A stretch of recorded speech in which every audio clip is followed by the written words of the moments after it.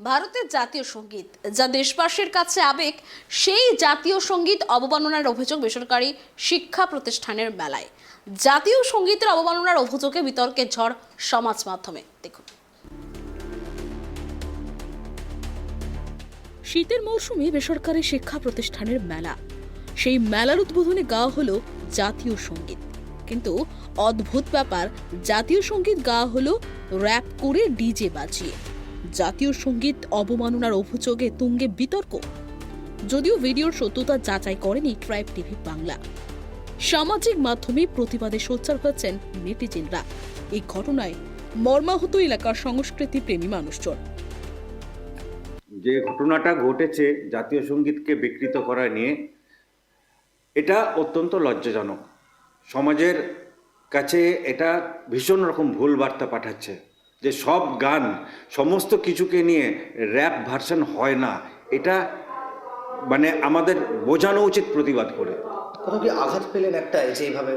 ভীষণ মর্মাহত হয়েছি যে আমাদের জাতীয় সঙ্গীত, যা আমাদের বুকের মধ্যে সবসময় তোলপাড় করে, যেটা আমরা যে কোনো জাতীয় অনুষ্ঠানে আমাদের মানে কি বলবো ইন্সপিরেশন যোগায়, সেই জাতীয় সঙ্গীতকে এরকম একটা র্যাপ ভার্সনে গাওয়া অত্যন্ত লজ্জাজনক, অত্যন্ত সামাজিকভাবে এটা হীনমন্যতার পরিচয় দিচ্ছে, মানে হীনতার পরিচয় দিয়েছে।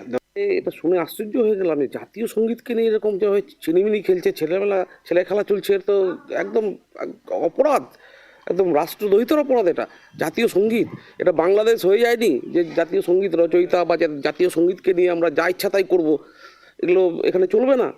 আমি খুব মর্মাহত হয়েছি ঘটনাটা দেখে। যারা গান করেছে বা যিনি করেছেন, তার সাথে সাথে যারা দেখেছে তারাও দেখছে হাততালি দিচ্ছে। এটা কোন দেশ? এটা কি চলছে এখানে? এরকম চললে তো আমাদের রাষ্ট্রীয় বিপন্নতা খুব শীঘ্রই হয়ে যাবে, যা দেখছি আমরা। তো অবিলম্বে এই বিষয়টা নিয়ে প্রশাসনের উপযুক্ত পদক্ষেপ নেওয়া উচিত এবং যেই প্রতিষ্ঠান এই কার্যক্রম করিয়েছিল তাদের বিরুদ্ধেও একটা উপযুক্ত ব্যবস্থা নেওয়া উচিত। এই ঘটনায় প্রশাসনের হস্তক্ষেপের দাবি জানাচ্ছেন এলাকার বিজেপি নেতৃত্ব। কালকে রতুয়ায় আমার মেলা, সেই মেলার আয়োজক তৃণমূলের জেলা সভাপতি আব্দুল রহিম বক্সি। কি দেখা গেল, সেই আমার মেলায় ভারতীয় জাতীয় সঙ্গীতের অবমাননা হলো। র্যাপের মাধ্যমে, চটুল মিউজিকের মাধ্যমে সেই জাতীয় সঙ্গীতের গান করা হলো। আমি ধিক্কার জানাচ্ছি। শিক্ষার অভাব ছাড়া এই ধরনের কাজ করা যায় না। ভারতীয় জাতীয় সঙ্গীত, জাতীয় পতাকার একটা প্রোটোকল আছে, একটা নিয়ম আছে। নির্দিষ্টভাবে দাঁড়িয়ে সম্মানজনকভাবে জাতীয় সঙ্গীত, জাতীয় পতাকার সম্মান করা হয়। এই বিষয়ে জেলা তৃণমূল সভাপতি আব্দুর রহিম বক্সি জানান, জাতীয় সঙ্গীত অবমাননা হয়ে থাকলে তার বিরুদ্ধে পদক্ষেপ করা হবে। ছিলাম না, কখন গিয়েছে, আমি বাইরে ছিলাম মালদাতে। জানা নেই যে ব্যাপারটা এসেছিল, তার স্মৃতি বিকৃতি করে গিয়ে থাকে ওখানে।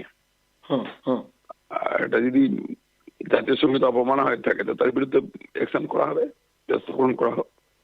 স্থানীয় সূত্রে জানা গিয়েছে, মালদহের রতুয়ার জেলা তৃণমূল সভাপতি আব্দুর রহিম বক্সি এবং তার ছেলে জেলা পরিষদের কর্মাধ্যক্ষ রিয়াজুল করিম বক্সির উদ্যোগে চলতি মাসের 4 তারিখ থেকে একটি মেলা শুরু হয়েছে।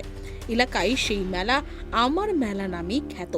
আব্দুর রহিম বক্সি ও তার ছেলে এই মেলার উদ্যোক্তা বলেই এলাকায় পরিচিত।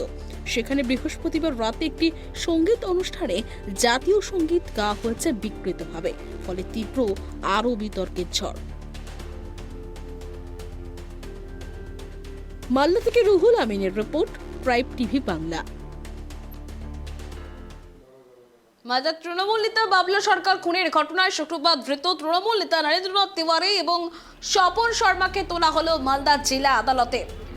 দুজনকেই 5 দিনের পুলিশ হেফাজতের নির্দেশ দিলেন বিচারক। এদিন আদালতের সওয়াল জবাবের পর্বে একজন আইনজীবী হিসেবে আদালতে হাজির ছিলেন নিহত নেতা শ্রী চৈতালি ঘোষ সরকার। তিনি আদালত থেকে বেরিয়ে কি বললেন এবং গোটা ঘটনা প্রসঙ্গে কি জানালেন মালদা জেলা আদালতের সরকারি আইনজীবী দিব্যজ্যোতি পাল, শোনাবো। সাংবাদিকরা দেখলেন পুলিশ 5 দিনের জন্য আবার রিমান্ডে চেয়েছে, তদন্ত চলছে। আমরা অপেক্ষায় আছি যে আসল দোষী যে সে বেরিয়ে আসবে, আমরা সেটা অপেক্ষায় আছি। বলছি যে আপনি কি নিজে কোর্টে মানে আমি নিজে লয়ার, ওই জন্যই আমি এসেছি যে কোন দিকে কি যাচ্ছে এবং কোন দিকে কে প্রভাবিত করার চেষ্টা করছে সেটা আমার দেখা দরকার ছিল, আমি সেই জন্য উপস্থিত আপনি কি হয়েছি। নিজেই মুভ করছেন?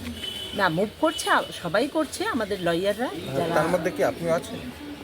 আমি তো এখানে কমপ্লেন করেছি, আমিও সাথে এখানে ডিফেক্টো, অ্যাজ এ ডিফেক্টো আমরাও সবাই একসঙ্গে আছি, মানে আপনি নিজেও আছেন, আছি। লয়ারদের যারা আছে তাদের সঙ্গে দুলাল আমিও সরকারের আছি। করে পিসি চাওয়ার কারণ হচ্ছে এদের প্রথম দিন তো 3 দিন পিসি দিয়েছিল, তো 3 দিন পিসি দেওয়ার পরে এখনো পর্যন্ত ইন্টারোগেশন চলছে এবং ডে বাই ডে এটা ডেভেলপমেন্ট হচ্ছে। এবং এই কেসে একটা ওপো F11 একটা smart mobile phone already recovery হয়েছে শুটারের কাছ থেকে, এবং সেটা ইলেকট্রনিক্স এভিডেন্স হিসেবে সেটা আমরা এখনো পর্যন্ত প্রসিডিওরে আছে, এই স্টেজে আছে। এবং আজকে এই কেস ডেভেলপমেন্টের জন্য আবার 5 ডেজ আবার ফার্দার পিসি প্রেয়ার করেছে এবং লার্নেড কোর্ট সেই পিসি গ্র্যান্ট করেছে, এটাই আছে। বলছি প্রোগ্রেস কি সাহেব কেসে?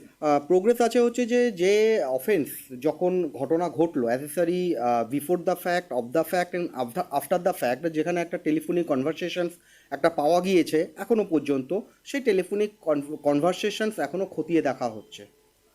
বলছি এছাড়া কোনো তথ্য সাহেব যেটা? আমার কাছে এরকম কোনো তথ্য নেই, আমি শুধুমাত্র ইনভেস্টিগেশনের পার্টটুকুনি বলতে পারবো, এর বাইরে কি আছে অফ দ্য রেকর্ড আমি কিছু বলতে পারবো না।